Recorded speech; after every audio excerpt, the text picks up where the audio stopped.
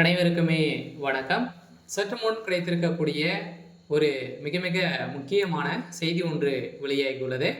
சற்று முன் சிபிஐ விசாரணையில் செந்தில் பாலாஜி ஆட்டம் முடிந்தது.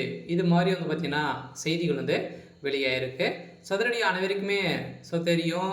கரூர் வழக்கின் மூலமாக பார்த்தீங்கன்னா கரூரில் விஜய் அவர்கள் பிரச்சாரத்தில் ஈடுபட்டும் போது 39 உயிருக்கு மேலே பார்த்தீங்கன்னா அங்கே உயிரிழந்த சம்பவம் பெரும் பரபரப்பை ஏற்படுத்தியிருந்தது.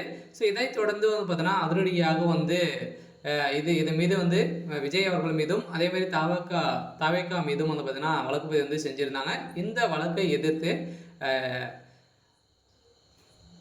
தாவேக்கா பார்த்தீங்கன்னா மேல்முறையீட்டு சிபிஐக்கு இந்த வழக்கு மாற்றணும் அப்படின்ற மாதிரி உச்சநீதிமன்றத்தில் வழக்கு பதிவு செஞ்சிருந்த நிலையில் உச்சநீதிமன்றம் அதிரடியாக பார்த்தீங்கன்னா சிபிஐக்கு மாற்றி உத்தரவிட்டிருந்த நிலையில் அதிரடியாக பார்த்தீங்கன்னா இந்த விசாரணை அடிப்படையில் அதிரடியாக சிபிஐ விசாரணையில் செந்தில் பாலாஜி அவர்களுக்கு இதில் முக்கிய மூல தொடர்புகள் இருக்குது அப்படின்ற மாதிரி நிறைய சந்தேகங்கள் ஏற்பட்டு இருக்கக்கூடிய நிலையில் அதிரடியாக இன்று பார்த்தீங்கன்னா இந்த கரூர் வழக்கின் மூலமாக முதல்வர் ஸ்டாலின் அவர்களை பார்த்தீங்கன்னா அதிரடியாக இதற்கு சட்டசபையில் முதல்வர் ஸ்டாலின் பதிலளித்த நிலையில் இதற்கு எதிர்ப்புகள் தெரிவித்து எடப்பாடி பழனிசாமி அவர்கள் பார்த்தீங்கன்னா நிறைய கண்டனங்கள் தெரிவித்திருந்தாங்க. இது மாதிரி அதிமுக அனைவருமே பார்த்தீங்கன்னா கருப்பு கொடி காட்டி எடுத்துகிட்டு வந்திருந்த நிலையில் சங்கு ஒரு பேசும் பொருளாக மாறி இருந்தது.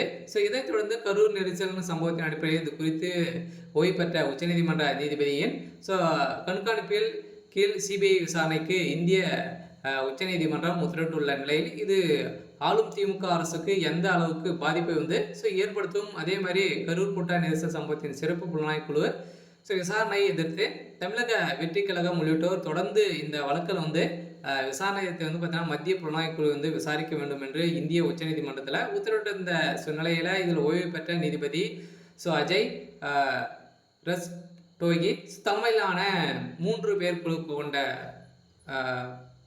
குழு பார்த்தீங்கன்னா அமைக்கப்பட்டிருக்கு. இந்த குழுவின் அடிப்படையில் சதுரடியாக இப்போ இந்த விசாரணை அடிப்படையில் செந்தில் பாலாஜியுடைய கதை ஒட்டுமொத்தமாக முடியும் போது அவருடைய அரசியல் வாழ்க்கைக்கே முற்றுப்புள்ளி வைக்கும் விதத்தில் இப்போ தகுந்த ஆதாரம் கிடைத்திருக்கு. பார்த்தீங்கன்னா திமுக மறைத்து வைத்திருக்கக்கூடிய நிலையில் இப்போ அதிரடியாக வெளிவந்திருக்கு. பார்த்தீங்கன்னா திமுகவுடைய கதை முடிய போகுது.